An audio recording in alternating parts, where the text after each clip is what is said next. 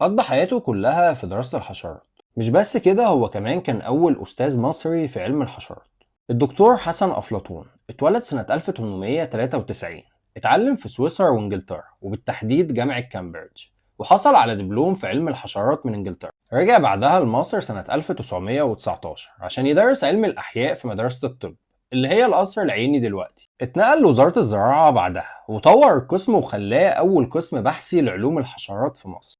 ساب وزارة الزراعة واتنقل لكلية العلوم على درجة أستاذ مساعد في قسم علم الحيوان، عشان ما كانش فيه وقتها قسم الحشرات. اتعين الدكتور أفلاطون وكيل لكلية العلوم، وبقى عميد ليها سنة 1950، وفضل في منصبه لمدة 3 سنين. وهو تاني عميد مصري لكلية العلوم بعد الدكتور علي مصطفى مشرف. جمع أفلاطون عينات حشرية من مناطق مختلفة في مصر، وعمل متحف للحشرات في الكلية. هو كمان صاحب فضل وجود تخصص علم الحشرات في كلية العلوم، وأخد جائزة الدولة التقديرية سنة 1950. اتوفى العالم حسن أفلاطون يوم 16 مايو سنة 1957، وتسمى على اسمه شارع في مدينة نصر. ودي كانت قصة النهاردة من اسمك مش غريب.